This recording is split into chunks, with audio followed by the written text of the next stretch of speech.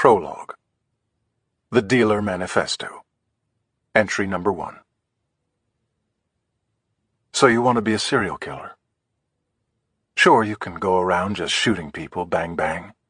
But I found that guns, while sometimes the right tool for the job, often leave me unsatisfied.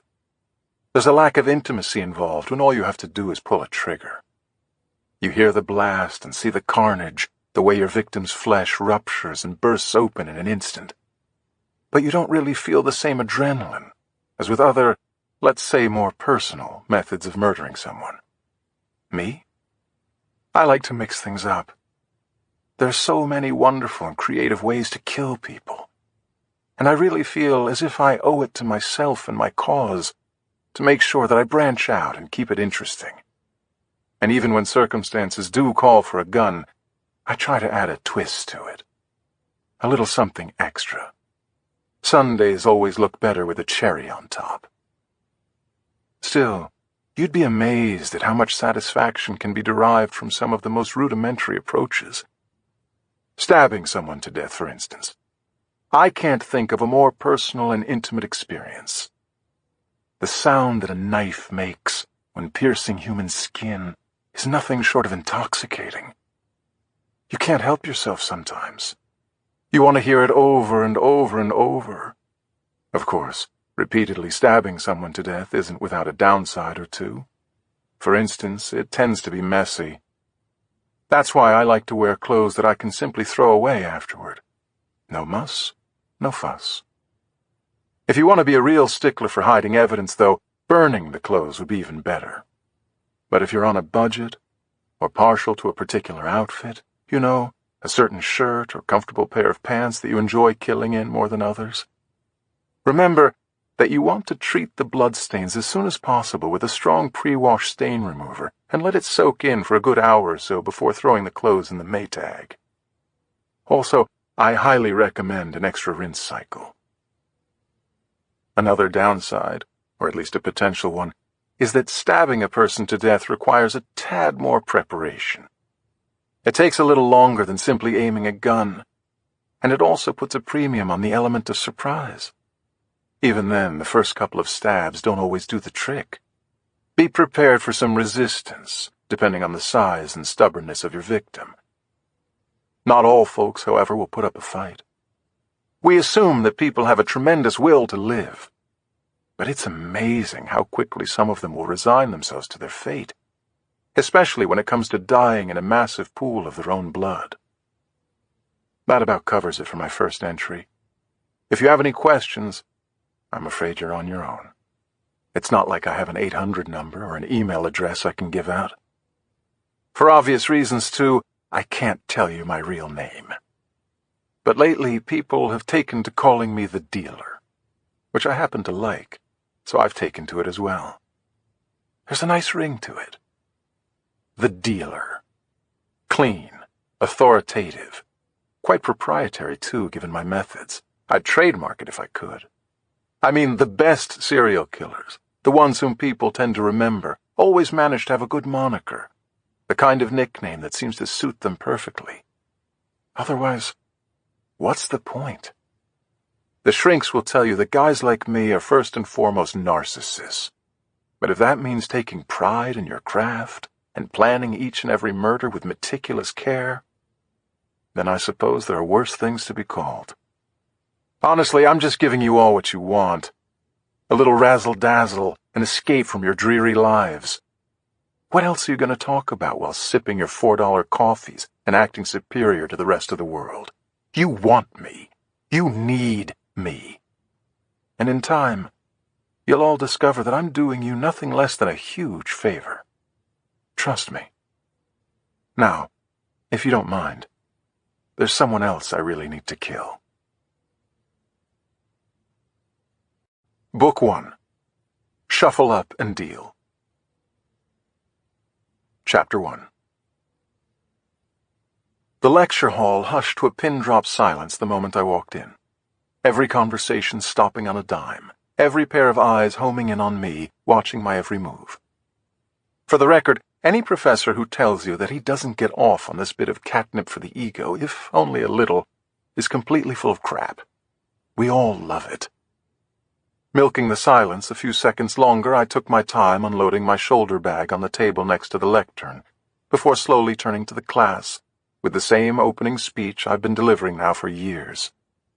The only thing that ever changes is that the faces staring back at me always seem to look just a little bit younger every time I give the speech. There's nothing like a college campus to make a 34-year-old guy feel over the hill. And we're off. Good morning, my assembled prodigies, all you former class presidents and valedictorians, type A go-getters and relentless overachievers, and hopefully only a tiny smattering of you whose mommies and daddies knew the right people on the Yale admissions committee. Welcome to Abnormal Behavioral Analysis, commonly referred to as Intro to Psychopaths, or better yet, Your Ex-Boyfriend or Girlfriend 101. My name is Professor Dylan Reinhardt. That's Dylan with a Y, and yes, my mother was a huge Bob Dylan fan. Are there any questions so far? Every year someone takes the bait. A blonde in the third row raised her hand with an easy confidence that bordered on flirtation. Clearly she hadn't done her homework on me. Yes? What's your name? I asked. Heather, she answered. Heather, with the come-hither smile. Thank you, Heather, but asking if there were any questions was a rhetorical question on my part. I haven't begun teaching you anything yet, so there shouldn't be anything you need to ask about, I said. And with that, we come to the first rule of this class. Ask only what you don't understand. I can be such a hard-ass sometimes. Although I assure you, it's not without a larger purpose in mind for these students. The vast majority of them have been treated like geniuses since the 3rd grade, and the sooner they figure out they're not, the better. As a former patent office clerk with crazy hair once said, a true genius admits that he knows nothing. That guy's name was Einstein. Meanwhile, poor Heather in the 3rd row looked as if she'd just eaten a bad oyster. Don't worry, I'll make it up to her at some point. I continued. The textbook for this class is entitled Permission Theory, Redefining Abnormal Behavior, and for those of you not familiar with the author, handsome devil that he is, let it be known that he's a bit of a narcissist who enjoys listening to the sound of his own voice almost as much as he does forcing others to listen to it. Most of the room laughed. Those who didn't had their heads buried in their syllabi to see that yes, I, Dylan Reinhardt, was indeed the author of said textbook. This, of course, brings us to rule number 2, I said. You will attend every class. Your only excuse for missing a class will be your own death or someone else's, provided this someone either breastfed you, coached your Little League team, or routinely put a $5 bill in your childhood birthday card and signed it, Love, Grandma and Grandpa.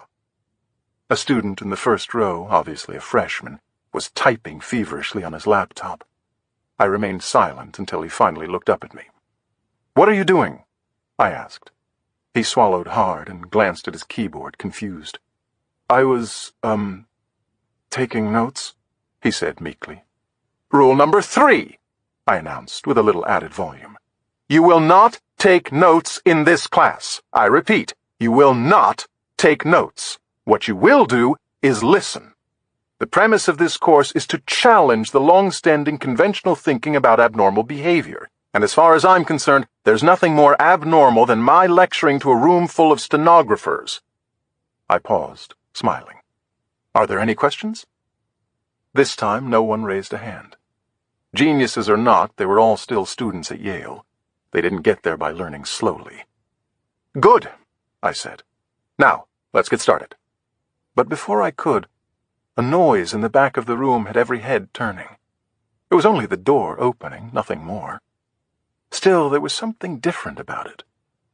Sometimes you just know the sound of trouble even before she walks into the room. Chapter 2. Shit! She announced from the top of the aisle as she realized everyone was staring at her. Immediately she slapped her forehead.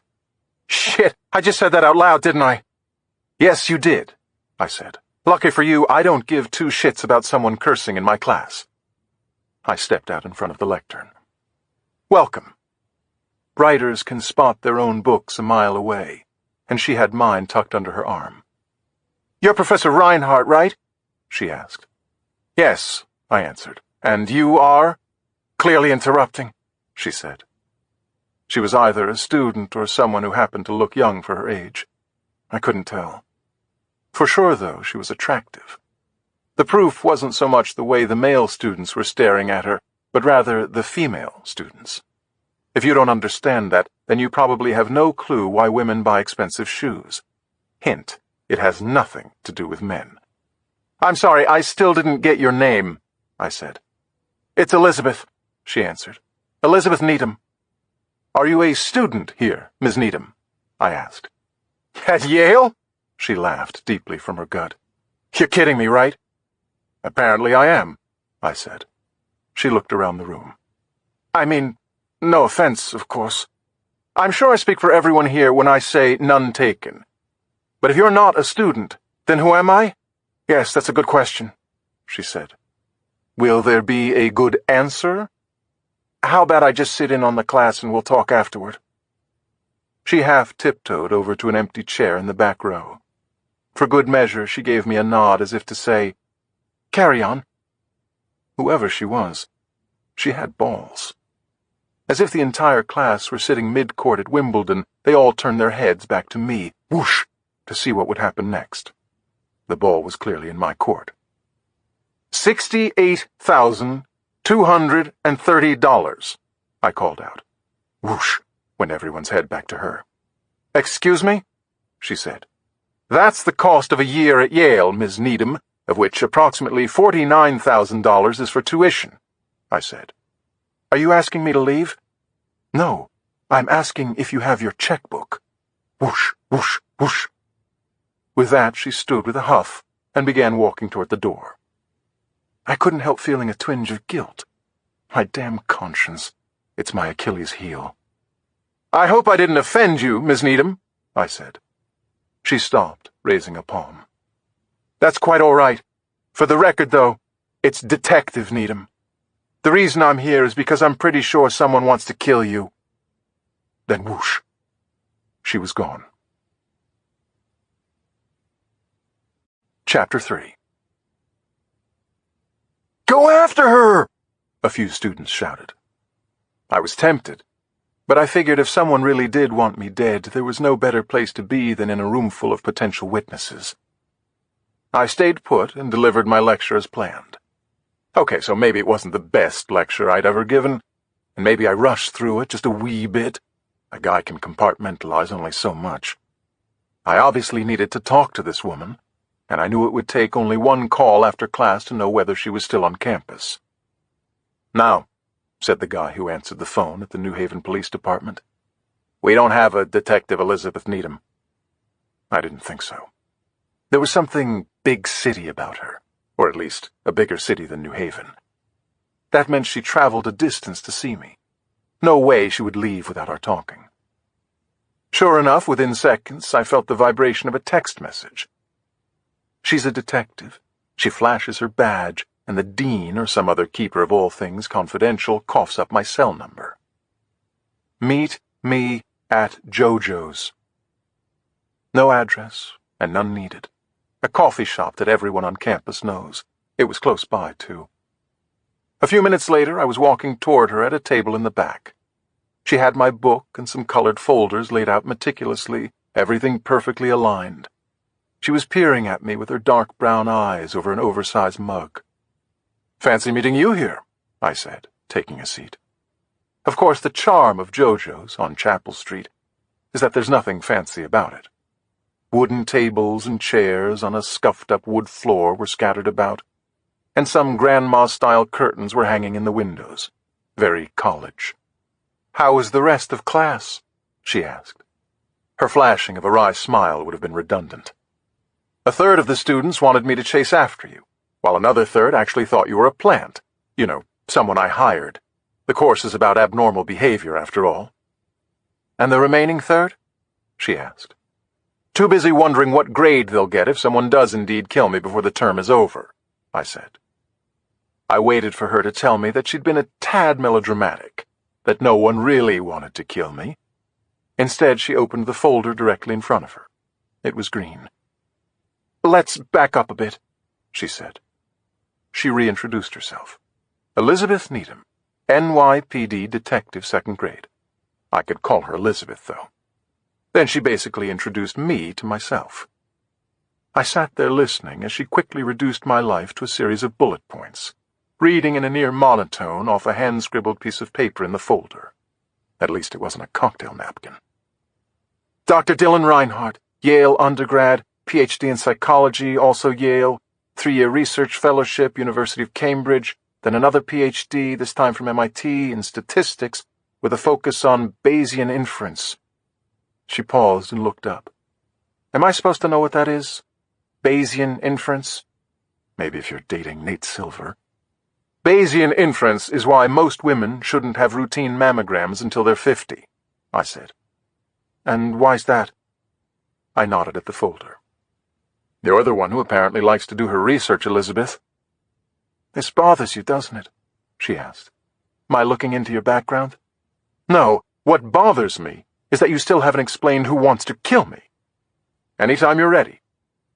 She closed the folder, resting her hands on top of it. No wedding ring. No jewelry of any kind. Do you know who Alan Grimes is? Grimes on crimes? The guy wrote a daily column for the New York Gazette. I'd heard about it, catchy name and all, but never read it. Elizabeth nodded. That's him, she said. 2 days ago, Grimes received an anonymous package in the mail. Inside it was your book. Is that a crime? I asked. I was half joking. Not Elizabeth, though. As it turns out, it was a crime, she said. Chapter 4.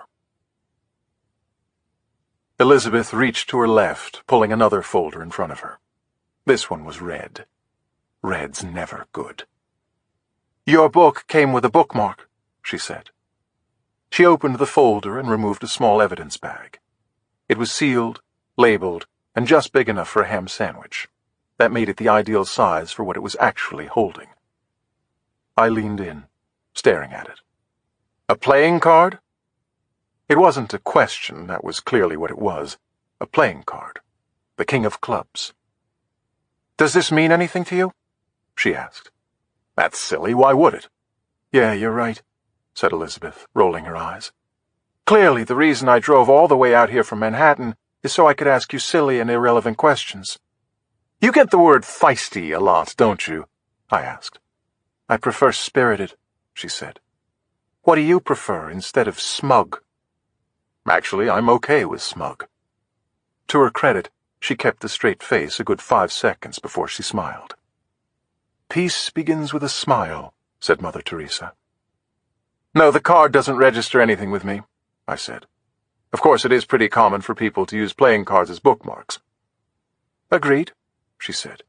Here's something not so common, though. In fact, it's pretty damn rare. Elizabeth turned the bag around so I could see the back of the card.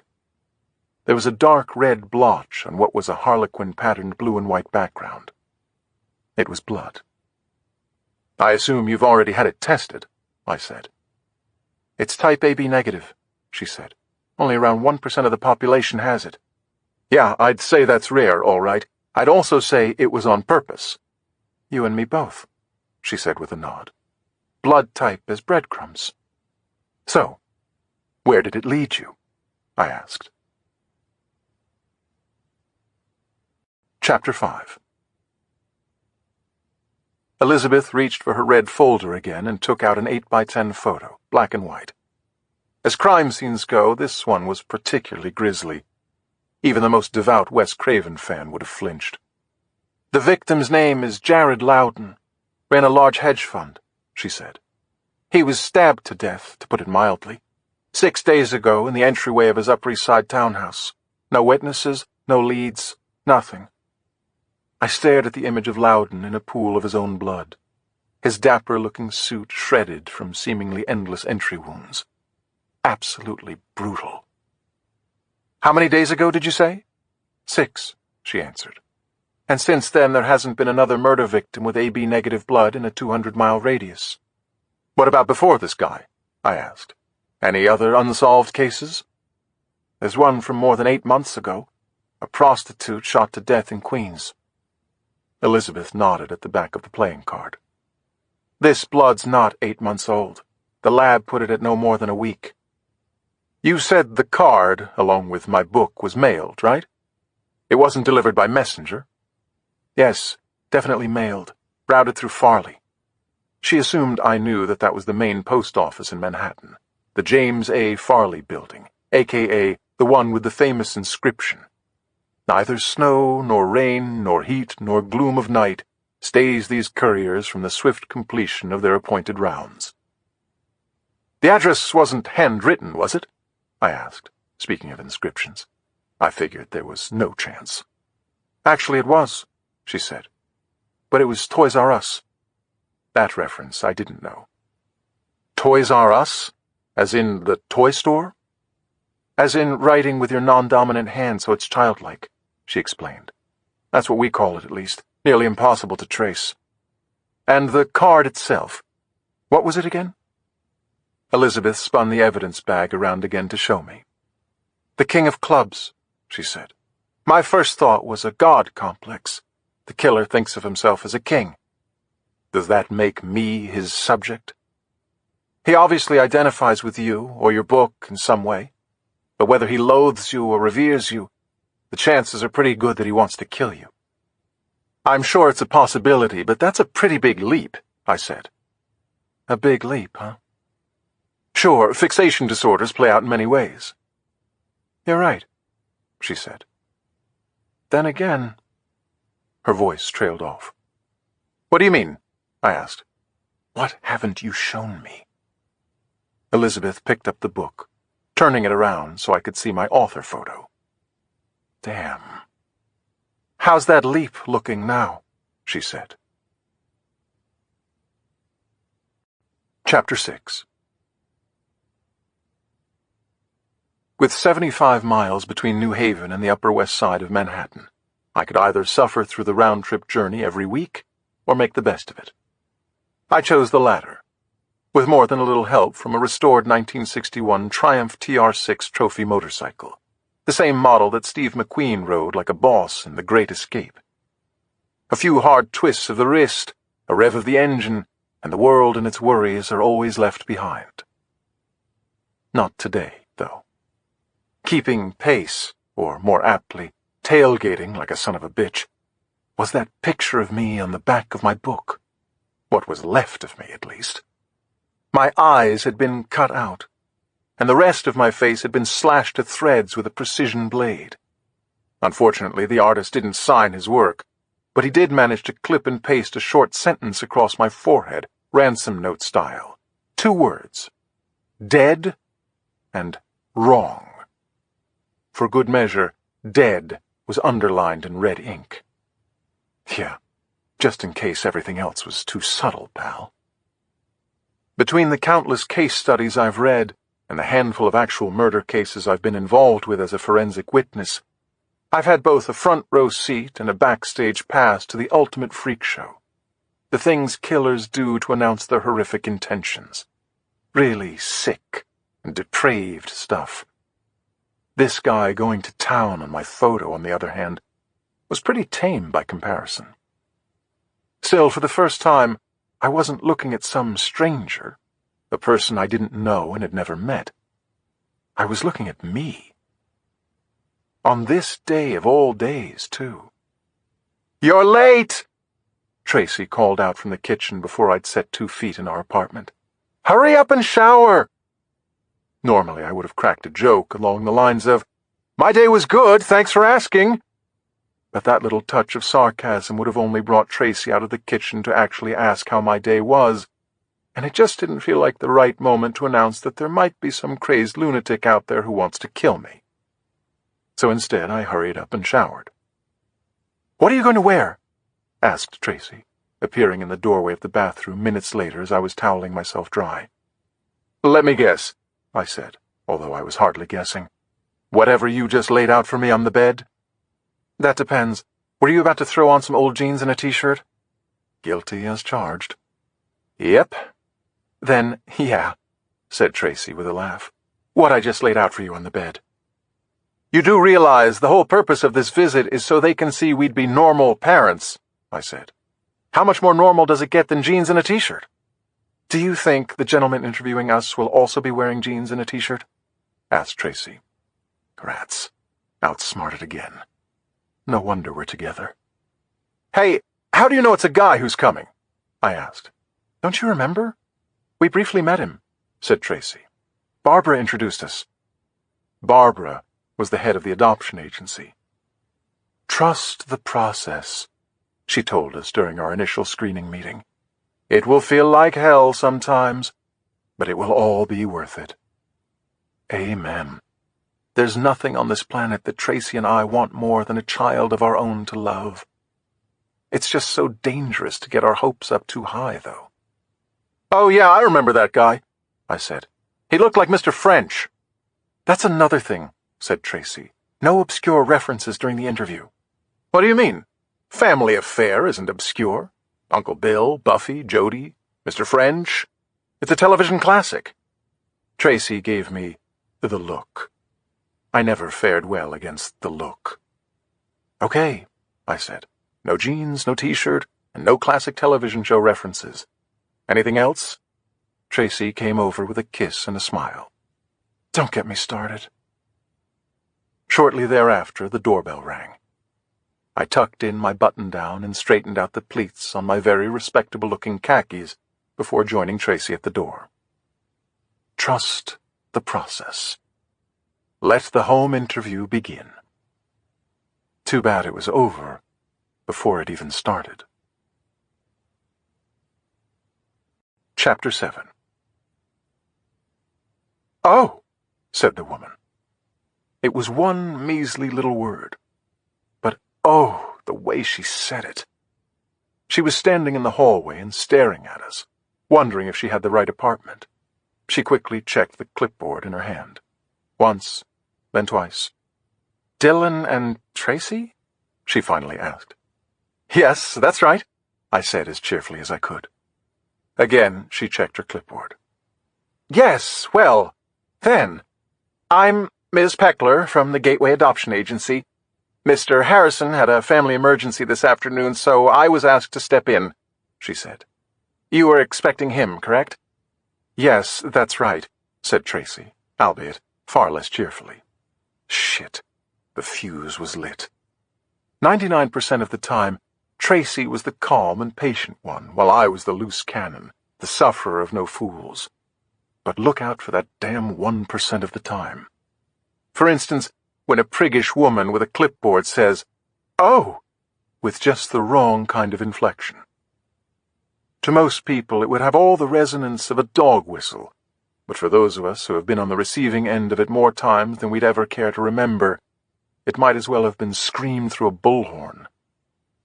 Still, please don't, I whispered out of the side of my mouth. Tracy turned to me. Don't what?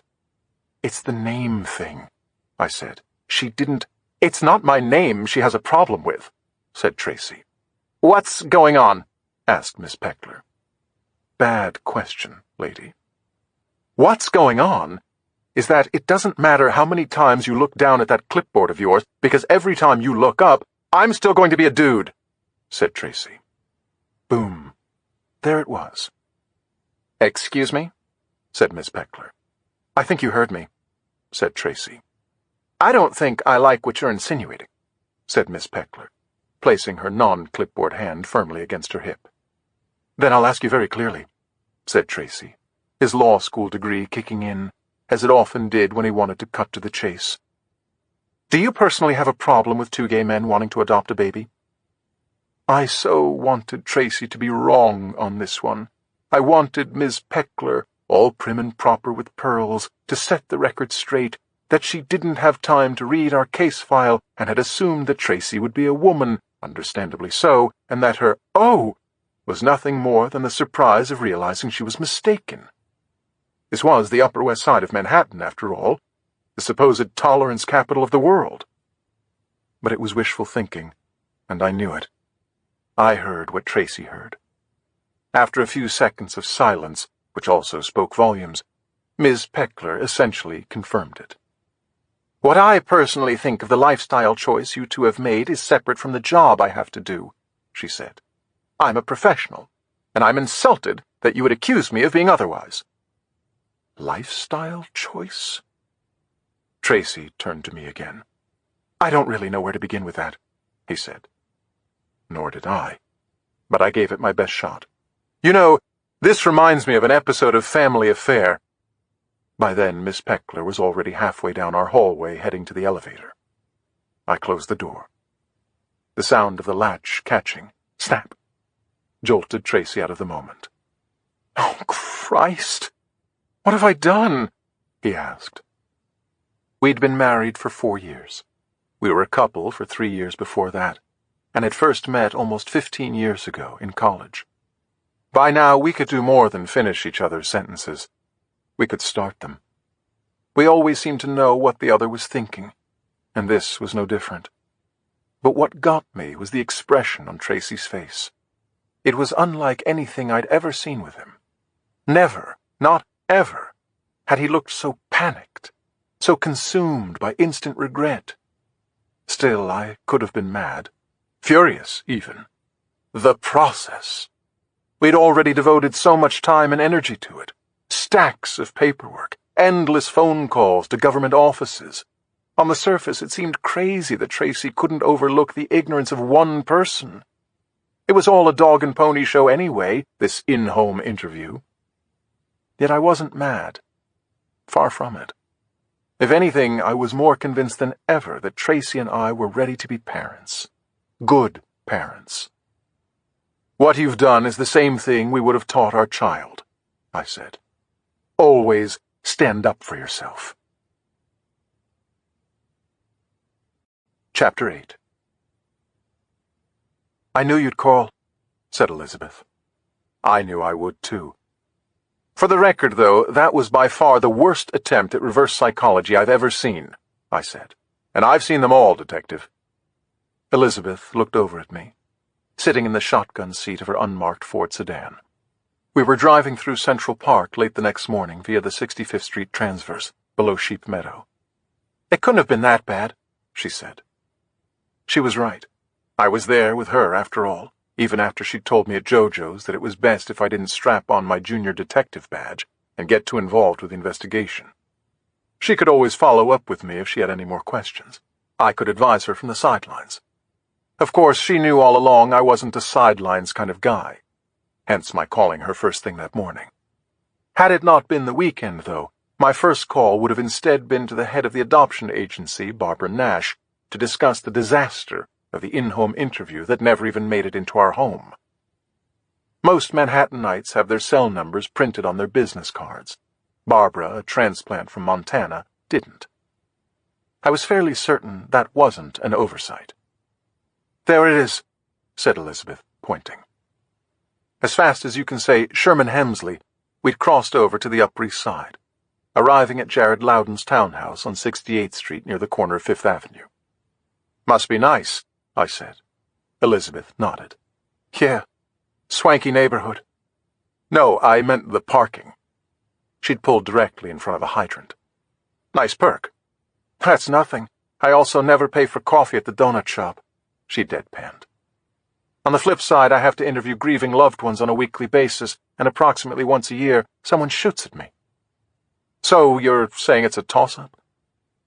She smiled at my sarcasm. "Actually, the free coffee is pretty nice. Has anyone shot at you yet this year?"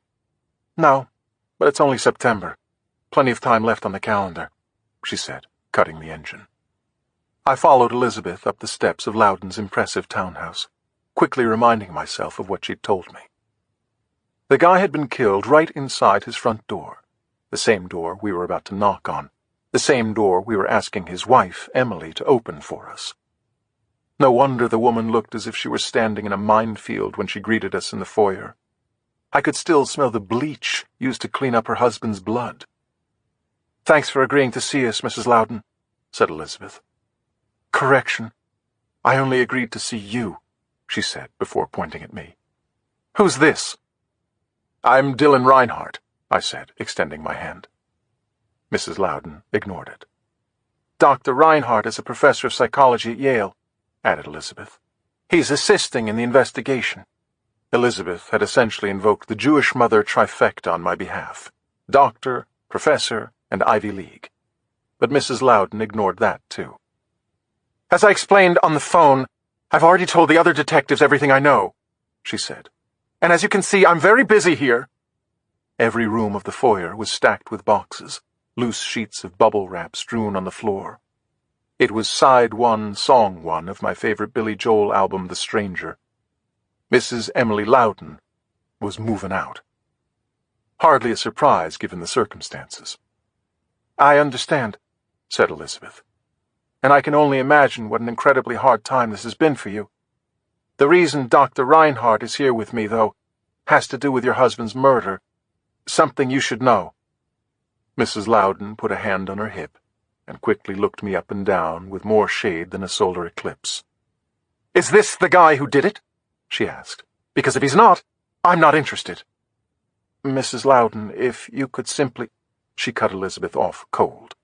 "Now, you bring me the guy who did do it. Then I'll be interested," she said. "Really interested." Chapter 9. It was Dr. Elizabeth Kubler-Ross, the Swiss-American psychiatrist, who famously introduced the 5 stages of grief in her book On Death and Dying. Stage 1 was denial. Stage 2 was anger.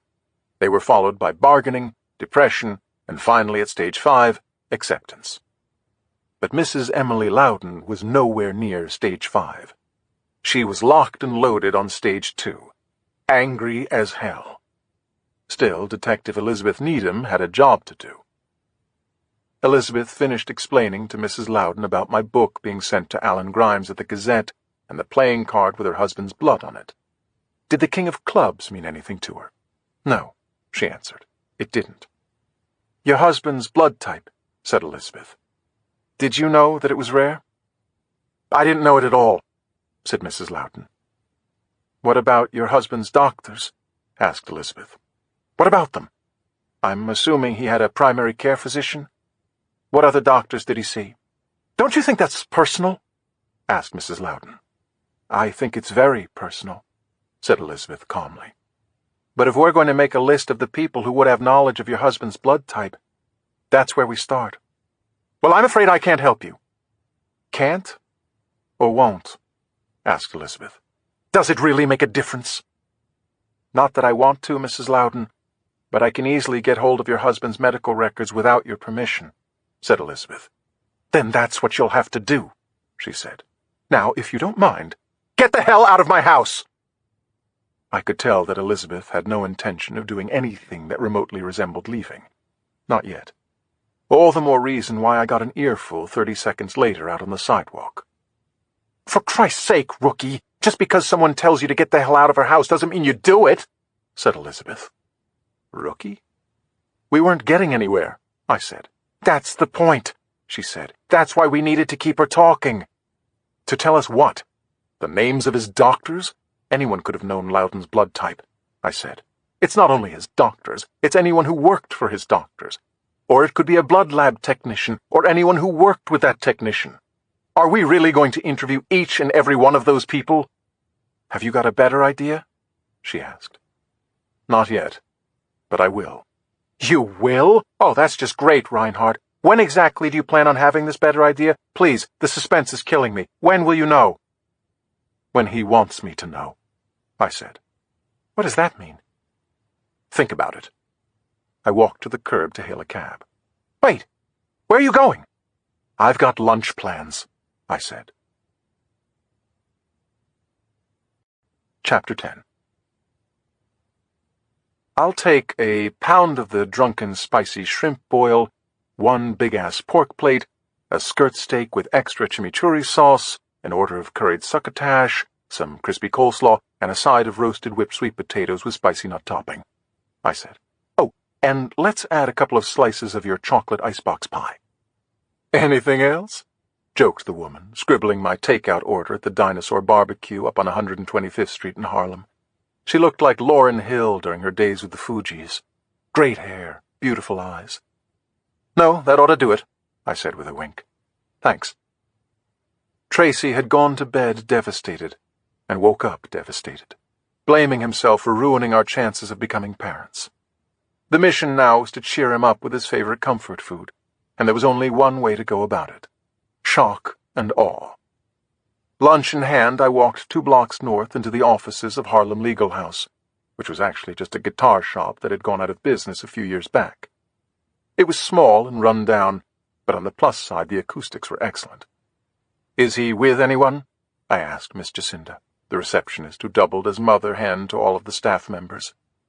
Some of them were working attorneys volunteering on the weekends, while others were law school graduates who weren't currently practicing. Or, as in Tracy's case, never did practice. "Yeah, he's got someone with him, but go on back," said Miss Jacinda. "They should be finishing up any minute." She leaned forward over her desk, her deep voice dropping to a whisper. "Is our guy okay?" "Is it that obvious?" I asked. "Only to me, sweetheart," she said. "He's still smiling, but there's pain in those baby blues." Pushing 70, with every one of those years spent in Harlem, Miss Jacinda was more on the ball than anyone I'd ever met.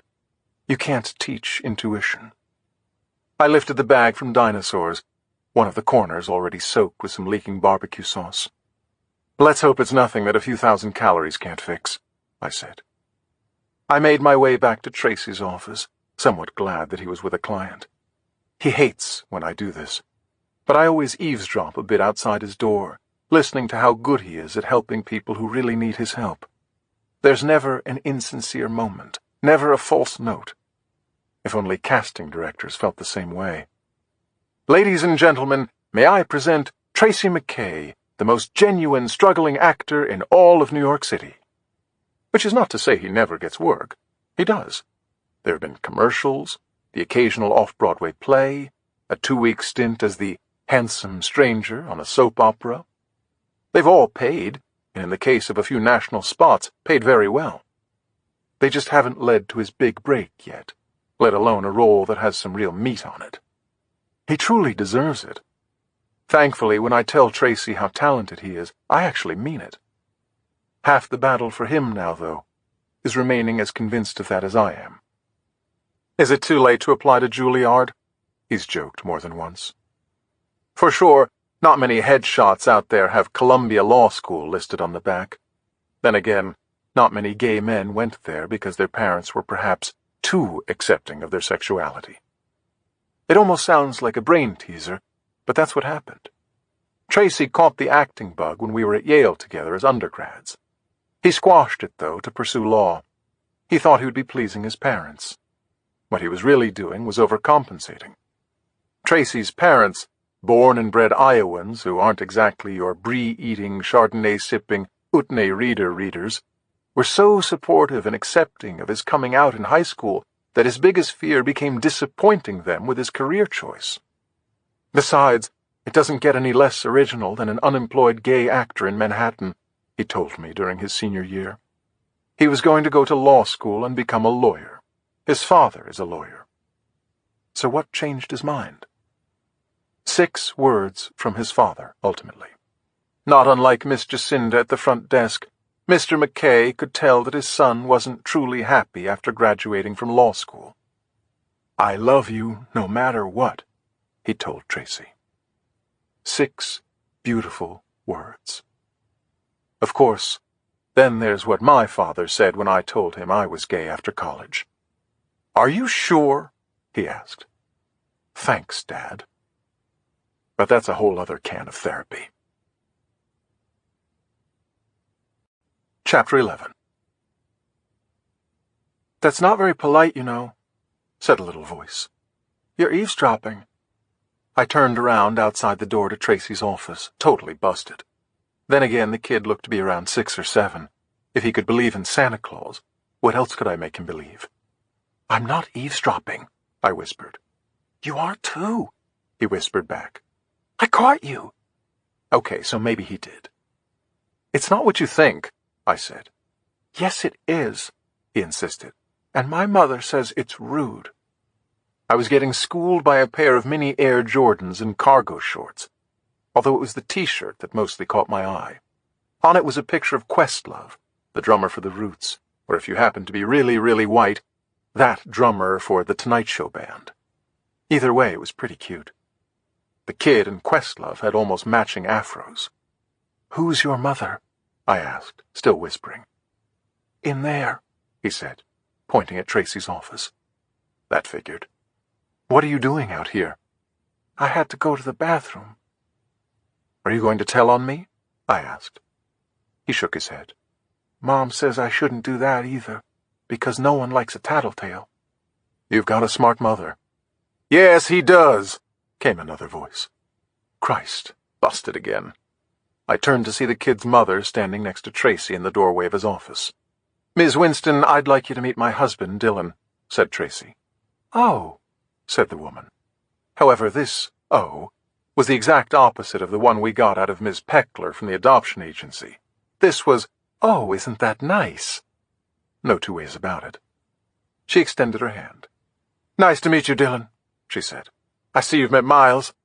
"I'm named after Miles Davis," the kid said proudly as he offered up a fist bump. "He played the trumpet." "Boy, did he ever. Like nobody else," I said. "Did you know I'm named after a musician, too? His name's Bob Dylan. Do you know who that is?" "No," said Miles. "You will one day, trust me," I said. I turned back to Tracy and Ms. Winston. "Sorry for interrupting. We were trying to whisper." "It was more the smell," said Tracy, with a nod toward the bag in my hand. "Is that dinosaurs?" asked Miss Winston. "It's got to be, right?" "Yes, and there's plenty of it," I said. "Have you eaten lunch yet?" "Thanks for offering," she said. "We actually have a lesson to get to." "I play the trumpet, too," said Miles. "I'm not as good as Miles Davis yet, though." "That's what the lessons are for," I said. "Right?" "Yeah, and lots of practice in between. Sometimes I like to play in front of my window in our apartment and pretend that the whole world is watching me," said Miles. "Maybe one day it will be," I said. You never know. Tracy walked Miles and his mother out as I waited in his office. I was emptying the bag from dinosaurs when he returned. "So are you trying to cheer me up or just put me in a food coma?" he said, staring at the feast laid out on his desk. "It is a lot, isn't it?"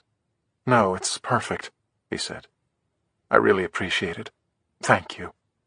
"I was worried," I said. "I know you were. But this place is the best cure for feeling sorry for yourself," he said. "Miles and his mother? They might be homeless in a week. Their landlord thinks he found a loophole in their rent-controlled status." "Did he?" I asked. "I don't care if he did. I'm going to close it," said Tracy. That wasn't the lawyer speaking. That was the former academic All-American lacrosse player who played his last 3 games as a senior with 2 cracked ribs. Always determined, never deterred. That was Tracy. "So do you want to make the call to the adoption agency on Monday morning, or should I?" I asked as we began eating. "None of the above," said Tracy, popping a spicy shrimp into his mouth. He had a different idea. Chapter 12. 10 hours later, and more than 100 blocks south, Bryce von Miller, black sheep's son of famed restaurateur Aaron von Miller, was coked out of his mind, something he hadn't been for years. Cocaine, after all, was the payphone of drugs, still around but barely ever used. Instead, Bryce's usual party drug of choice was ecstasy, and lots of it, although he wouldn't have been caught dead, or even worse, caught by an undercover narc calling it that. Bean, blue kisses, white dove, fizz, hug drug, disco biscuits, Skittles. Proper slang was a badge of honor for the 23-year-old regular of the Manhattan club scene. But it wasn't enough to stay current. You had to stay ahead. Same for the drugs themselves. Bryce had been one of the first in the city to try the concentrated form of ecstasy called Molly. He was always on the lookout for the next big thing, the latest high. Tonight, though, he was going decidedly retro with some good old-fashioned blow, inspired by the recently opened White Lines, a 1980s throwback club in Soho. Saturday was their masquerade night, but it wasn't about wearing masks. Instead, the theme was the classic 80s B-movie Masquerade, starring Rob Lowe, Meg Tilly, Kim Cattrall and Doug Savant, the actor who played the gay guy on Melrose Place. Dress up as any one of them, and the $50 cover charge was waived. Grinding on the dance floor with a mixture of Tillys and Cattralls, Bryce thought he looked pretty damn fetching in his tight shorts and polo shirt, the same outfit Rob Lowe wore throughout most of the movie. It was the hair, though, that was key. Feathered just so. It was longer than what Lowe sported in Oxford Blues, but not quite as long as his St. Elmo's Fire look. "I'll be right back," Bryce lied to some random Tilly he'd been making out with under the dozen or so mirrored balls hanging from the ceiling, which looked like the Liberace solar system. After a DJ mashup of Duran Duran's The Wild Boys and Girls on Film, it was time to look for trouble elsewhere. Sweat dripping down his cheeks, Bryce strolled into the leather room toward the back of the club, which had been renamed the Junk Bondage Room for the night. With images of Ivan Boesky and Michael Milken, both with and without his toupee, projected on the walls and ceiling, Bryce watched for a minute as a naked S&M couple took turns hitting each other with horsewhips while sucking on cherry-flavored ring pops. Ho-hum. After a shot of absinthe at the bar, Bryce slipped a Benjamin to the man working the velvet rope of the VIP room. But there was only a collection of Euro trash sprawled on the sofas. For most of these shiny shirt-wearing clowns, an 80s bar was a contemporary setting. Quickly, Bryce was out of there. A waste of $100. Then again, it wasn't like it was his money. It had been earned by his father, who got it by wildly overcharging tourists and self-proclaimed foodies for Wagyu beef sliders and fresh Miyagi oysters FedExed in from the Karakura Peninsula. Domo arigato, suckers! Finally, Bryce ended up in the men's room for the least likely reason that any guy at White Lines ever ended up in the men's room. He actually had to take a piss.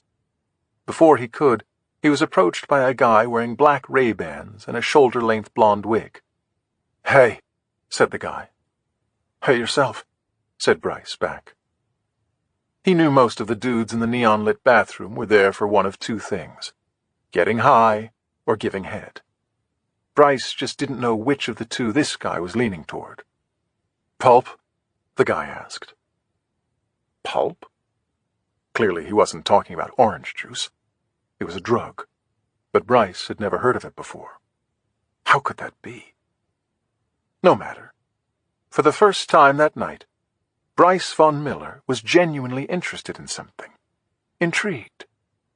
"Tell me more," he said. Chapter 13. "In here," said the guy, motioning to the last stall. "Step into my office." Bryce followed him, any reservations subdued by the rush of the unknown, and, he hoped, an even greater rush after that. It had a nice ring to it, he thought, concise and catchy. Pulp. All the kids are doing it, but not before I do it first. "Who are you supposed to be, by the way?" Bryce asked the guy, eyeing his wig and sunglasses, which all but obscured his face. "Michael Caine," the guy answered. "Huh? Not exactly seeing it," said Bryce with a chuckle. "Besides, he wasn't in Masquerade." "Yes, I know. He was in a different movie from the 80s. I liked it much better." Bryce was about to ask which movie when the guy opened his palm to reveal a small syringe, half the size of a crayon. An orange crayon. The liquid loaded in the barrel was bright orange. "What's up with the color?" asked Bryce. "Pulp," said the guy. "Like with orange juice. Get it?" Bryce got it. He just wasn't buying it, not yet. "I don't do needles," he declared with a wave of his hand. "Neither do I," said the guy. "This doesn't go in your veins. It's like a B12 shot, only much, much better." "So it's a boost like Coke? Because Coke I have. Believe me, you don't have anything like this.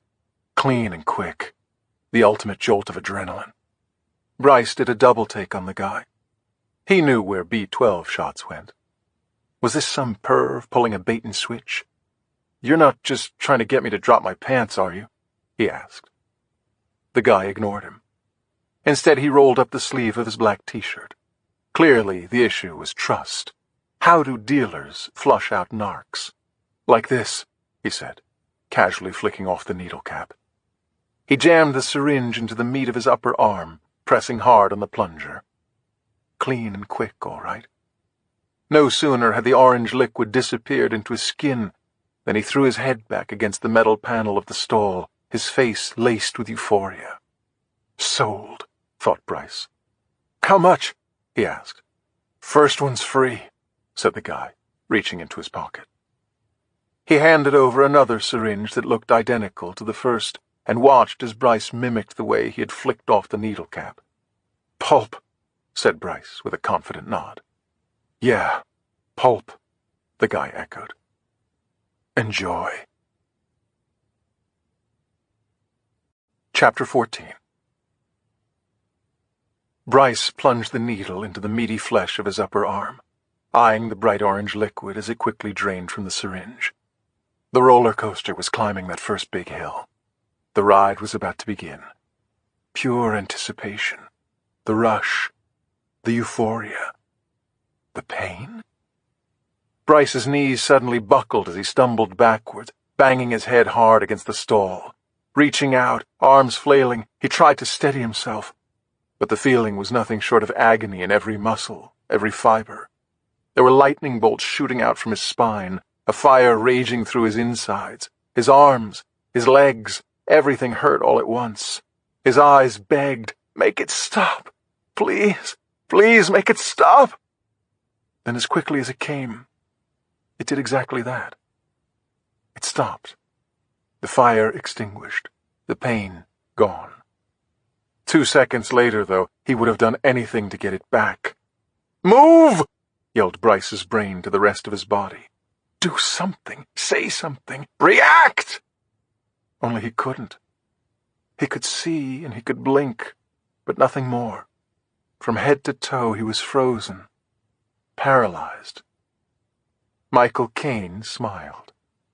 He reached into his pocket, removing another needle and syringe, only this one was bigger, much bigger. "Have you read your Bible, Bryce?" he asked, flicking away an air bubble in the cartridge after removing the cap. The liquid was clear, not orange. "No. Of course you haven't. Have you?" Bryce tried desperately again to move as he stared at the long needle. "He knows my name. How does he know my name?" Michael Caine shrugged. "To tell you the truth, I'm not much for religion," he said. "But I do like the Bible. I like what it says about right and wrong and the nature of sin." "Are you a sinner, Bryce?" "You are, aren't you?" "I know you are." Bryce screamed, if only in his head, as the tip of that long needle edged closer to him. Where is he going with it? The more he stared at it, the more the answer became clear right before his eyes. His left eye, to be exact. Bryce tried desperately to move again. He tried to fight back, or escape, or something other than what he was doing, which was nothing.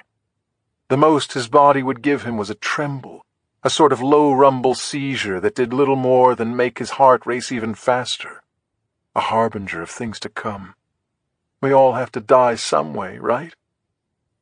Michael Caine shook his head. "Come on.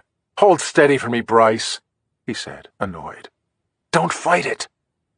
But cooperation was hardly to be expected, so he jammed the palm of his free hand against Bryce's forehead, pinning him flat to the stall so he could peel back the eyelid enough to expose the orbital socket. Even the most thorough of coroners wouldn't think to look there. "This is going to sting a bit," he said, aiming the tip of the needle north of the pupil before plunging it into the sclera, otherwise known as the white of the eye.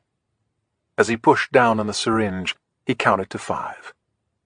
1 1,000. 2 1,000.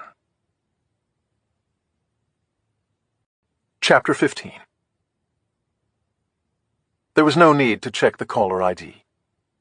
I'd love to say that was deductive reasoning of the highest order, but it was really more like a gut feeling as I reached for my phone in the darkness, the ring waking only me and not Tracy, who pretty much could sleep through the apocalypse. I knew who was calling at 3 in the morning, and worse, I knew why. "So much for one and done," said Elizabeth, letting out a sigh. "Sometimes it sucks to be right, doesn't it?" Aaron Von Miller was the first guy I saw when I stepped out of the cab 20 minutes later in front of White Lines in Soho. I'd never heard of the club. I recognized Von Miller from the myriad articles written about him, especially the one in New York Magazine a year or so back.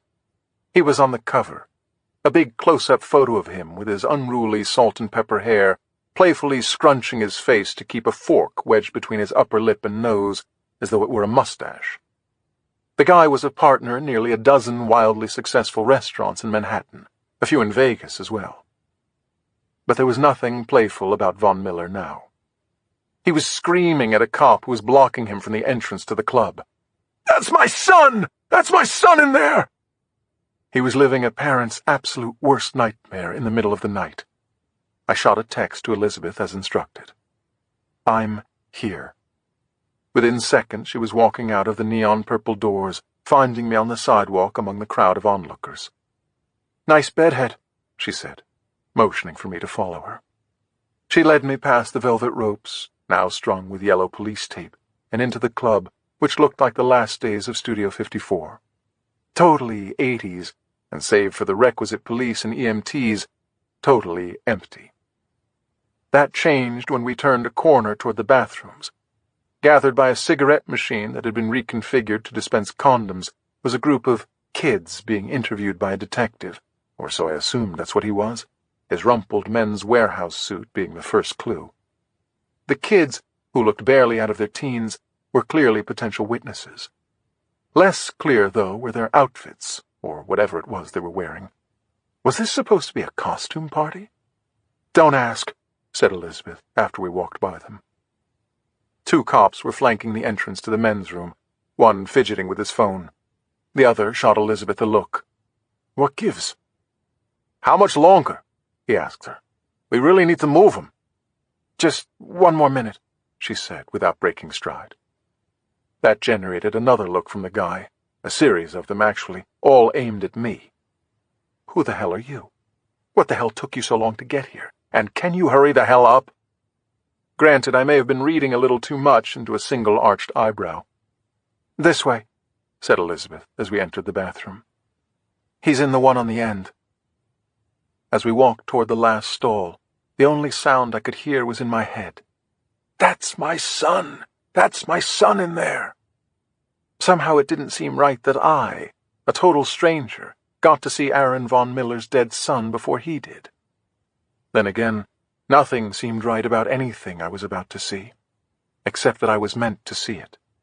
That's why I got the call from Elizabeth, who was third-wheeling, as she put it, on homicides across all precincts. The killer was talking to us again. To me.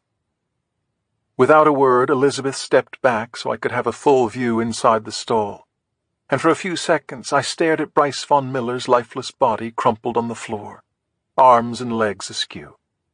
If I didn't know better, he could have just been passed out.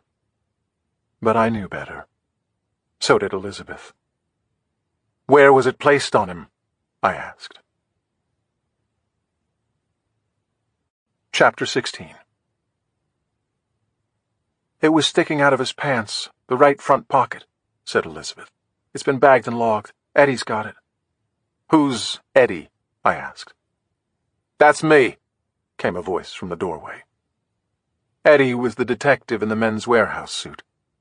As he walked toward me under the glare of the bright white neon lights mounted on the bathroom walls, it became evident that he was also Eddie of the Hair Club for Men. His plugs looked as natural as Mike Huckabee at a tea dance in Provincetown. "Eddie, this is Professor Dylan Reinhardt," said Elizabeth, making the introduction. "Dylan, this is Detective Eddie Molson." "Like the beer," he said, shaking my hand.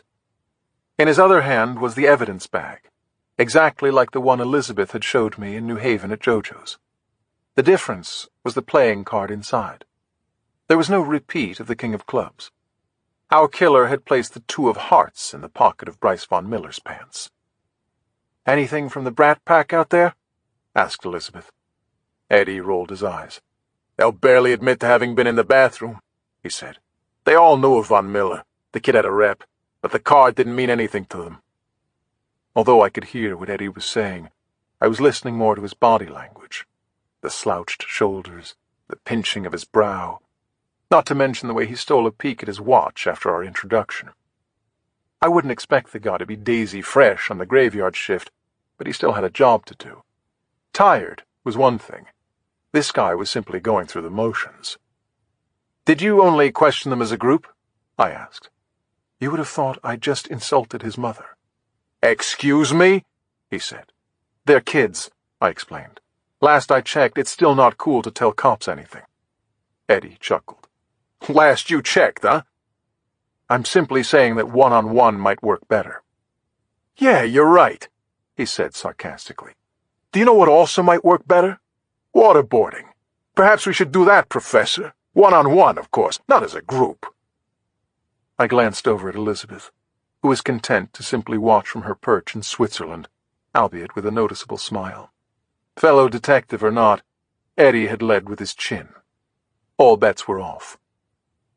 "I'm sorry you're offended, Detective Molson, like the beer, but I was simply making a suggestion," I said.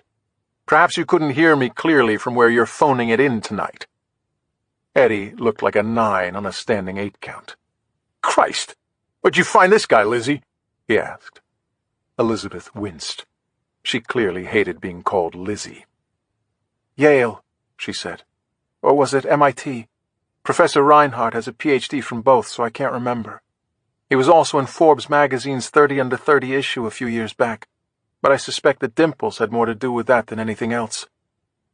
So much for Switzerland, and so much for Eddie. "Hey, go at it, Professor," he said, pointing out to the hallway. "Go interview each and every one of those spoiled brats about their little dead friend in here, the Club King." "Wait, what did you just say?" I asked. "I said you can go interview—" Elizabeth had heard the same thing. "No, the last part. What did you call him?" she asked. "The Club King," he said. "That's what one of the kids called him. I asked if Von Miller partied a lot, and they told me he was always at all the clubs." "Well done, Eddie," I said. "What did I do?" he asked. "You asked the right question," said Elizabeth. He was still confused. "You messing with me?" "Not at all," she said. "Does this mean you don't want to do the one-on-one interviews?" he asked hopefully. "No, but you don't have to bother asking about the Two of Hearts," she said. "I didn't know why I was asking about it in the first place," he said. "What's this supposed to mean?" "I'm not sure," said Elizabeth. But that wasn't entirely true. She and I both knew what the Two of Hearts meant. We just didn't know whom it meant. Chapter 17. The cops had all left. So had Eddie. During the one-on-one interviews, one of the kids suddenly remembered hearing something from the direction of the last stall. At the time, he didn't think too much of it. "A lot of crazy stuff happens in these bathrooms," he said. "People are weird." This from a kid who had pink eyebrows, a double-pierced tongue, and a tattoo of B. Arthur on his neck. As for Bryce Von Miller, he'd been wheeled out and taken to the morgue, his father having finally been allowed to see him before he was zipped up in a black body bag. I'd watched for a moment before turning away. And that was that. Nearly 2 hours after she'd first called me, Elizabeth and I were the only ones on the sidewalk outside White Lines, the last of the onlookers having long since dispersed. "Where are you going?" she asked. "Home," I said. Is that a trick question? Where else would I be going? Without another word, she hit a speed dial button on her phone. "Where are you right now?" she asked the person on the other end. I was trying to figure out who that could be at nearly 5 in the morning, and how the answer to her question could be anything besides in bed. Of course, I really should have known. "Christ, I'm starving," announced Alan Grimes, practically hip-checking me as he slid into our booth 15 minutes later at the Marigold Diner in Greenwich Village. Not only was he up and awake, it was pretty obvious that our intrepid crime reporter hadn't been anywhere near his bed yet, or if he had, it wasn't to sleep. The guy literally had lipstick on his collar. Elizabeth summed up Grimes on the ride over. His driver's license says he's 50, His libido thinks he's 20, and his liver is convinced he's Keith Richards. "Alan," said Elizabeth. "This is—" "Yeah, I know," said Grimes, thrusting his hand at me. "Nice to finally meet you, Professor. Or do you prefer Doctor? I'm not ashamed to say that I understood only half your book." "Not to worry," I said. "The other half was just made-up bullshit." He laughed loudly, the smell of alcohol, tobacco, and a way overmatched Altoid blanketing my face. "Actually, that's probably the half I understood." He laughed some more as a waitress came over with a menu, but he waved it off, already knowing what he wanted. A Western omelet and a whiskey. "It's after 4, said the waitress in a monotone, barely glancing up from her order pad. "I can't serve you alcohol." Grimes took a 50 out of his shirt pocket, placing it under the salt shaker. "That's for you if you change your mind, sweetheart." Elizabeth cocked her head at Grimes as the waitress walked away. "You're kidding me, right?" "What are you going to do, detective? Arrest her?" he asked. "You'd like that. An instant column," said Elizabeth. "The only thing she's coming back with is your omelet." Grimes elbowed me in the ribs. "Tell her, Dr. Professor. Tell the pretty detective what you and I both know. Human behavior is more pliable than a bowl of mashed potatoes, and nothing whips it up better than the almighty dollar." Before I could admit that the guy had a point, the waitress returned with a coffee cup. Quickly and smoothly, she set it down in front of Grimes while swiping the 50 from underneath the salt shaker. We all leaned over, peering into the coffee cup. It wasn't coffee. "Cheers," said Grimes, taking a sip of his whiskey. He wiped his mouth and grinned. "Now, what do you two have for me?" Chapter 18. Grimes was the newsman, but Elizabeth knew enough not to bury the lead. "We have a real-life serial killer," she said. "I thought we already knew that," Grimes shot back, unimpressed. "Isn't that what you told me?" "No, I told you that's what it could be," said Elizabeth. "Now I'm convinced. Do you know who Aaron Von Miller is?" "Duh," said Grimes's face. "Do I live in this city? You can't throw a rock without hitting one of his restaurants." "So I've been told," said Elizabeth. "Clearly, I don't eat out enough. In any event, his son was murdered a couple of hours ago at White Lines." Immediately, Grimes reached for his cell. "Don't bother," said Elizabeth. "There's no missed text from anyone on your payroll." Still, Grimes checked anyway. Sure enough, there was no text. "How did you know that?" he asked. "Because right now the 3 of us are the only ones who know that the Von Miller kid was murdered," she said. "Everyone else will be reading later today that it's a suspected drug overdose." Watching Grimes creep forward in his seat while hanging on Elizabeth's every word was, well, a bit creepy. The guy undoubtedly lived for this sort of stuff. "So it wasn't an overdose?" he asked. "Actually, that's exactly what it could have been. We'll wait on toxicology for that," said Elizabeth. She reached for a few of the single-serve grape jellies from the jelly caddy hugging the wall.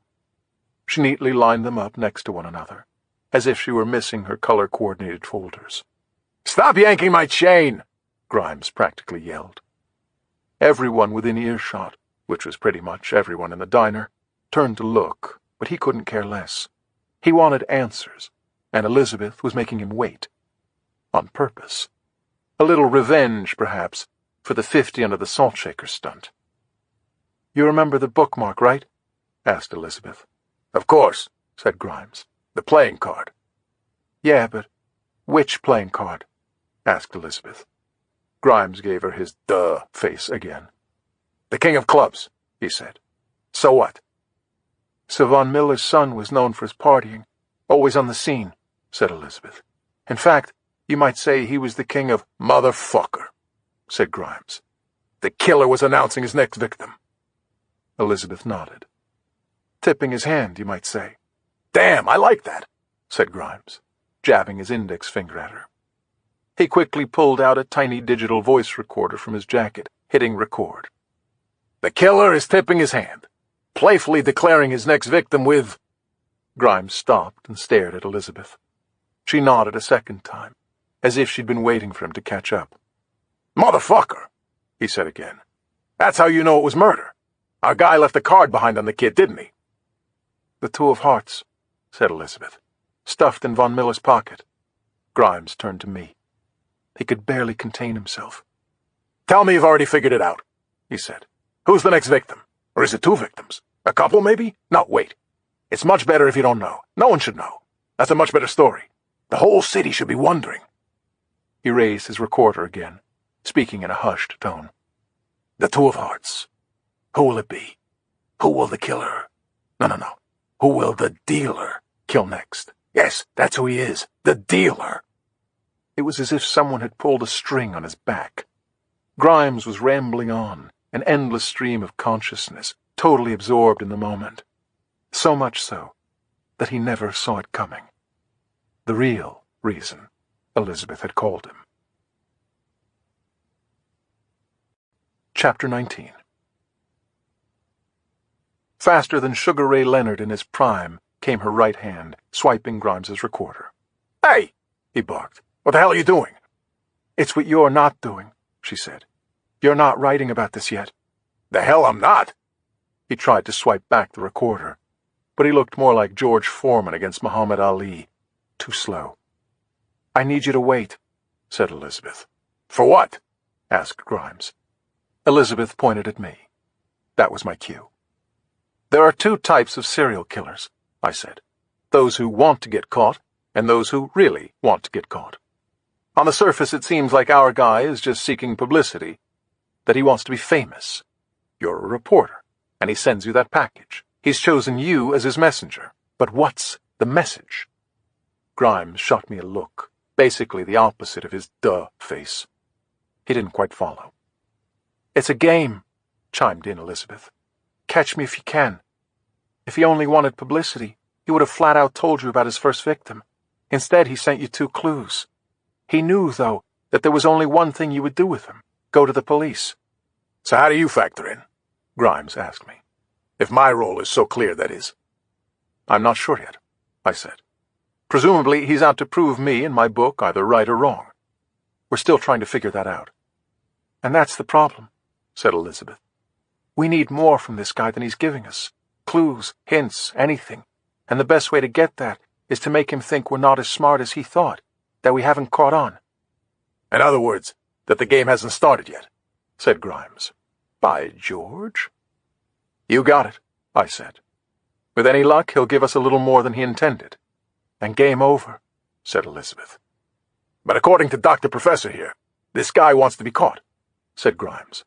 "Won't he eventually just, play to lose?" "It doesn't work like that," I said. "Then enlighten me," said Grimes. "Do you really want a lecture on the subconscious?" I asked. "No, what I really want is to break this goddamn story in Monday's paper." "Okay, let's assume you're right for a second," I began. "Our guy allows himself to get a little careless down the line. Like Son of Sam, he gets a parking ticket. Or he steals a car and gets nailed for it like Ted Bundy. Or hell, let's say he does the ridiculous and turns himself in. Maybe it's even as early as next week. But what if it's not? What if it's next year? Because here's all I know at this point. The King of Clubs? The Two of Hearts? He's still got 50 cards left in his deck." With a glance, I handed the discussion back to Elizabeth. It was sort of like good cop, bad cop, except I was actually no cop. "Alan, you can break the story Monday and never get anything more from me on this or anything else ever again," she said, folding her arms on the table. "Or you can give us a couple more days, still break the story, and then be the guy who knows everything first." I eyed Grimes carefully. He could have chosen to go apeshit over Elizabeth's threat, but she'd managed to say the one word that was like all the whiskey in the world to a guy like him. "First," he said. "First," she repeated. "I'm going to hold you to that, Detective," he said. "You won't have to," she assured him, sliding his recorder across the table. She swung her legs out of the booth and stood. "Enjoy your omelet." Chapter 20. I wasn't sure if Elizabeth was aiming for a dramatic exit, but she didn't look back as she walked out of the diner. Presumably I was supposed to follow her. Grimes, however, had me pinned into my seat in the booth. He wasn't moving. Instead, "Be careful, Dr. Professor," he said. Careful about what? I asked. She hasn't told you, has she? Okay, I'll bite, I said. What hasn't she told me? Well, you're the expert on human behavior, so you might want to ask yourself this, he said. Of all the detectives I could have called after getting that package, why did I call her? Because she's good at her job, I said. It wasn't a question. You're right, she is good at her job. Good enough, though, to be the youngest detective second grade in the city, not to mention the prettiest. What exactly are you suggesting? I asked. That she slept her way to a promotion? No, Elizabeth's too smart for that. But she is in bed with someone, he said, taking another sip of his whiskey. Do you follow politics by any chance? There's a big election coming up here in the city, and it's going to be a tight race, a very tight race. So I've been hearing, I said. Even if you don't follow politics, how could you miss all those damn TV and radio ads, right? I'm already sick of them. I know what you mean. Do you, though? He asked. Do you really? Okay, so I don't know what you mean, I said. Apparently, you've taken a course in cryptic bullshit that I somehow missed. Grimes smiled, tilted his coffee cup of whiskey at me, and promptly polished off the rest of it in a single swig. I like you, Reinhardt, he said. I couldn't say the feeling was mutual, at least, not yet. The guy did have a certain charm about him, though. Thanks, I told him. It was the best I could offer. Just remember what I told you, okay? What did you tell me? I asked. To be careful, he said. Sometimes you think you want to know things only to find out you really don't. I wasn't about to ask what the hell that meant, because I knew he had no intention of explaining. Instead, he slid out of the booth and made a beeline for the waitress, who was standing by the register. Ixnay on that omelet, sweetheart, he said, handing her a 20. I've lost my appetite. Chapter 21. The two cops camped out in the otherwise empty lobby of the Excelsior Hotel on the Upper West Side barely looked up from their newspapers as Elizabeth walked by them. They knew who she was. It wasn't her first time there. It wouldn't be her last. Although, had they thought about it, they might have at least asked if she was expected. It was very early in the morning, after all. But they hadn't thought about it, and they didn't ask. Further proof, perhaps, that their guard duty assignment wasn't exactly a reward for being the best and brightest on the force. Ding! The elevator opened in front of Elizabeth, revealing the man she'd woken up only minutes before with her call from outside the hotel. "This better be good," he said, walking toward her. He was wearing a hastily assembled outfit of jeans and a Harvard sweatshirt. "What is it that you couldn't tell me over the phone?" Elizabeth glanced over her shoulder, making sure they were truly alone. They were. "I need to see him," she said. "Do you know what time it is?" asked Harvard. "Yeah, it's roughly a few minutes past I don't give a shit," she said. "Wake him up." He hesitated. She knew what that meant. Men and their vices. "He's not alone, is he?" she asked.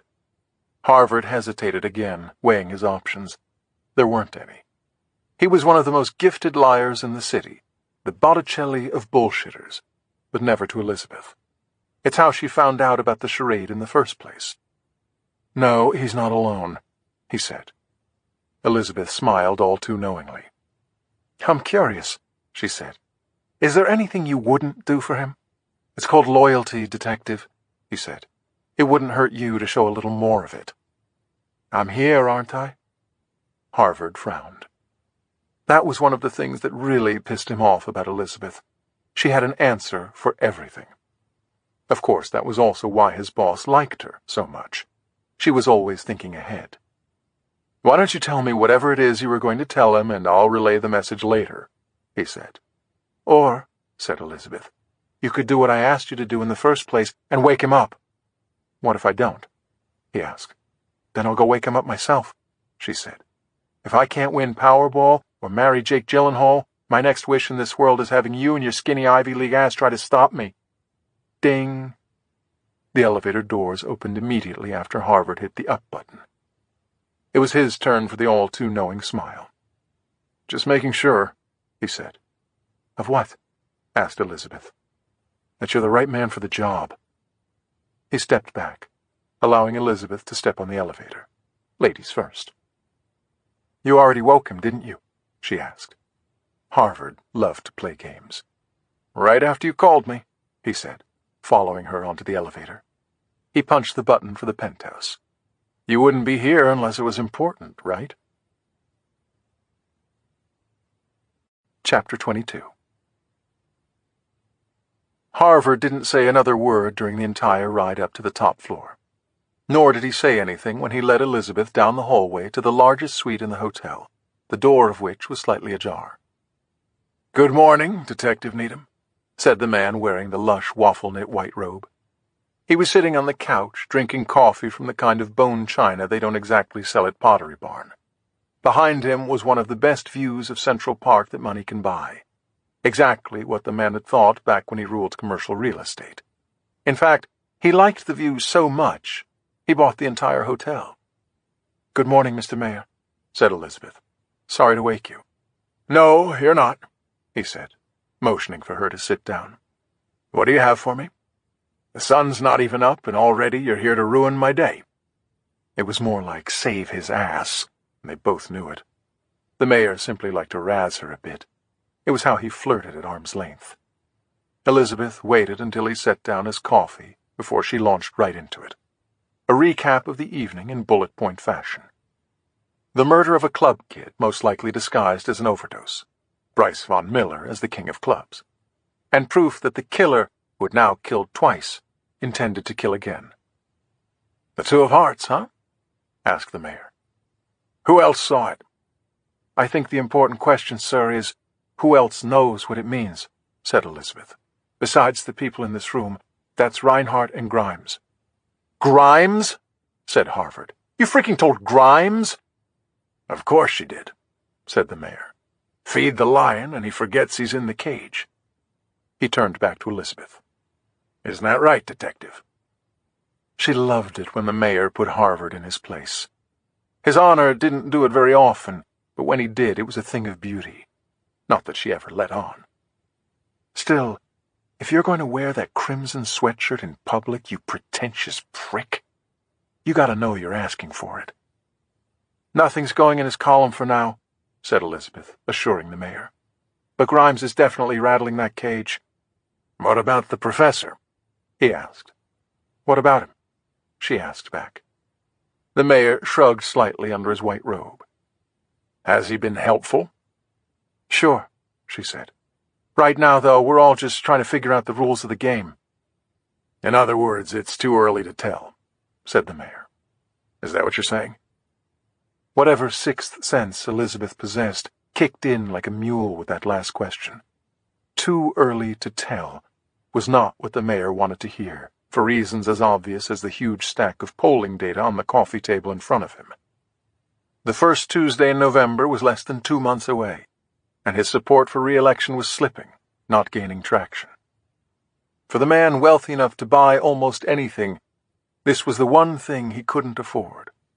A serial killer terrorizing the city. Not now.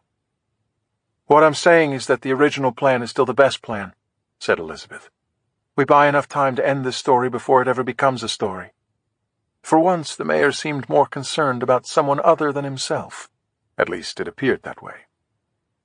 "I'm not complaining," he said. "Not yet. I was only asking about the professor. Tell me more about him." "What would you like to know?" asked Elizabeth. "His private life," said the mayor. "What has he told you about himself? Anything?" "Do you mean the fact that he's gay?" she asked. The mayor reached for his coffee. "Did he tell you that?" "No, it's never come up," she said. "But it's hardly a secret." "What about something that is?" asked the mayor. "Has he told you anything in confidence?" That sixth sense of a mule kicked hard again in Elizabeth's gut. Is he testing me? Trapping me? All she knew was that he was obviously leading to something. "No," said Elizabeth. "Suffice it to say there's been no pillow talk, nor have we braided each other's hair yet." The mayor smiled, reminded again why he liked this detective so much. Then he reached for an envelope sticking out of a folder next to the stack of polling data. He handed it to Elizabeth. "For all the things we know about Dylan Reinhardt, It turns out there's one thing we didn't know, he said. Until now. Book 2. Everything's Wild. Chapter 23. I could hear the early morning traffic creeping and honking its way down Fifth Avenue 20 floors below as Barbara Nash sat down behind her desk. Like a disapproving parent, she shot a glance at Tracy and me. "You really should have made an appointment, gentlemen," she said slowly. Perhaps showing up unannounced first thing Monday morning and camping out in the waiting room was not the best strategy for currying favor with the head of the city's largest international adoption agency. "I apologize, Barbara, it was my idea," said Tracy. "But I think we're owed an apology as well." That was Tracy at his most sincere, but also clever best. Before anything else, he wanted to learn what, if anything, Barbara had been told about our home interview debacle. Had she already spoken to Ms. Peckler? Were we dealing with a clean slate? Or would Barbara now be looking for our side of the story? Something told me it was the latter. "You think I've got a homophobe working for me, huh?" asked Barbara. You had to admire her bluntness. That was sort of her thing, really, a job requirement. The world of foreign adoption was like no other, and she'd been quick to make that clear when we'd first met. Messy politics, conflicting regulations, bribes and handouts, and one law above all others: Murphy's. Anything that can go wrong will go wrong. For instance, a seemingly innocuous home interview. So, yeah, despite being a Montana transplant, Barbara acted every bit the native New Yorker, direct and to the point. She had to. To be honest, I hate the word homophobe almost as much as I hate the word homo, said Tracy. "Then what are you accusing Ms. Peckler of being?" asked Barbara. "The wrong person for the job," he said. "She's been working at the agency for 11 years. That's longer than I've been here," said Barbara. "Are you condoning her behavior?" asked Tracy. "I wasn't there," she said. Tracy began to explain our side of the story when Barbara cut him off. "I think I already know what happened," she said. "You mean based only on what she told you?" said Tracy. The subtext being, don't we get a turn? Barbara folded her arms. "I'm curious," she said. "Your intention is to adopt a baby from South Africa. Were you aware that gay couples were forbidden to do so in that country for decades?" "Yes, but they changed their policy," said Tracy. "In other words, they saw the light," said Barbara. "Is that really what happened, though? Did key government officials suddenly wake up one morning and become more accepting of gay couples?"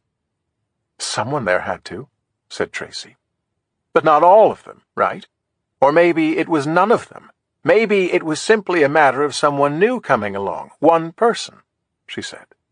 "Did you ever consider that?" I'd been the dutiful listener up until that point, content to let Tracy do the talking.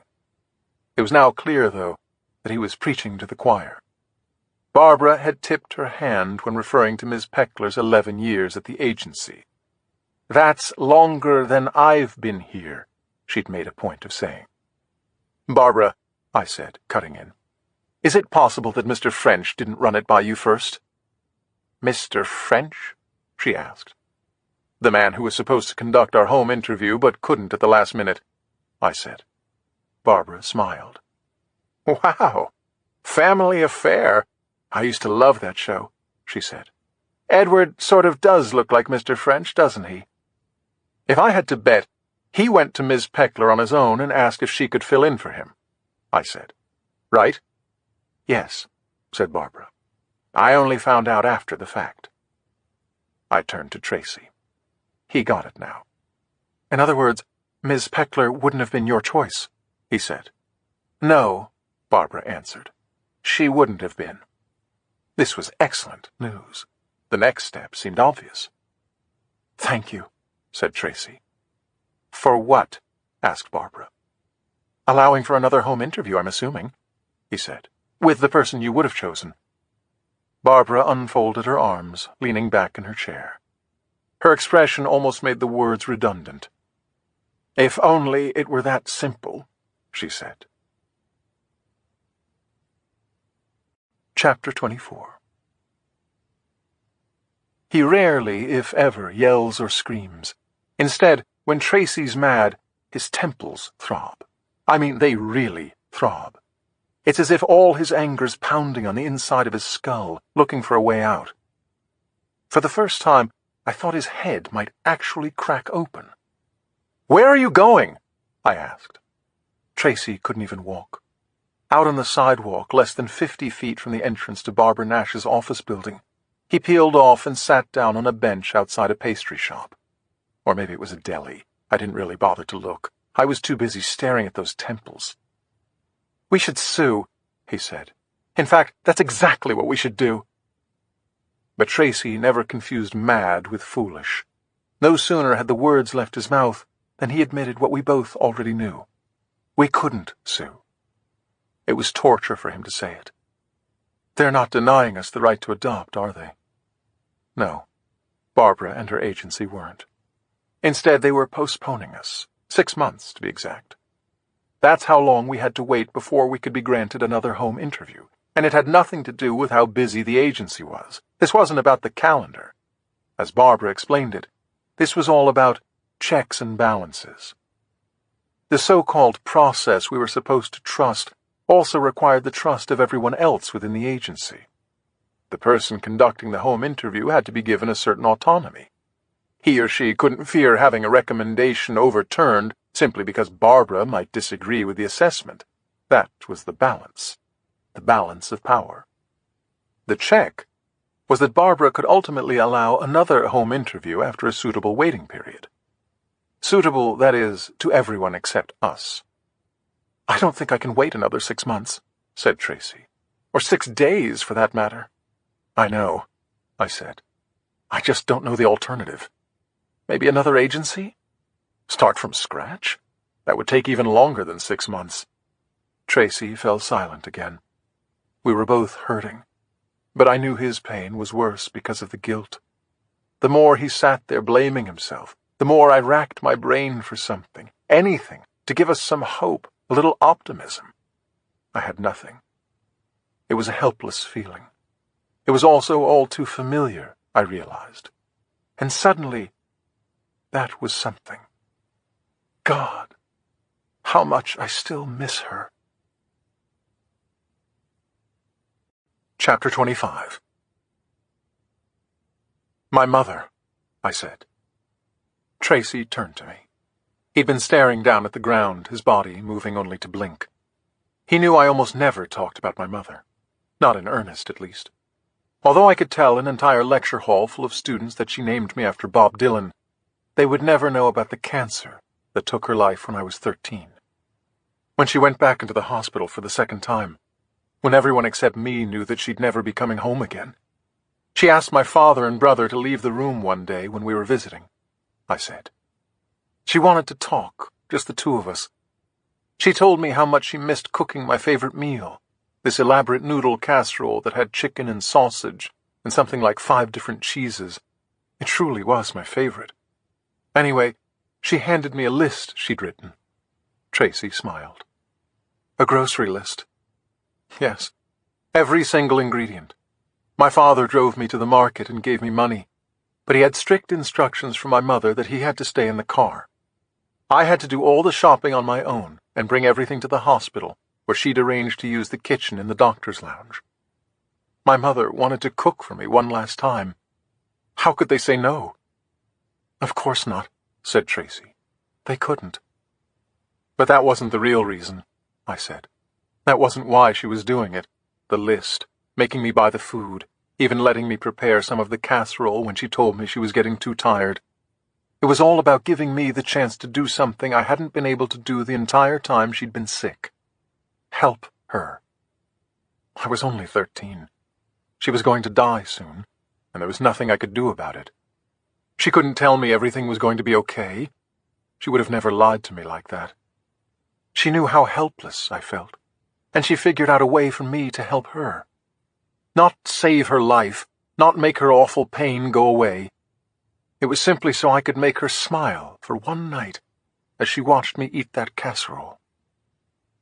Tracy stared at me for a moment. His forehead was smooth, those temples quiet. "Thank you for that," he said finally.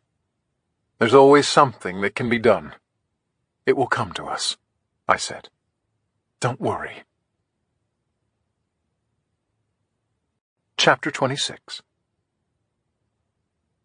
Elizabeth is acting a little different, I can tell. I just can't tell why. Not yet.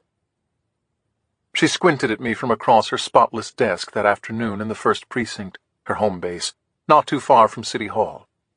She wanted to trust me, but wasn't sure. "What are you not seeing?" she asked. "I don't know.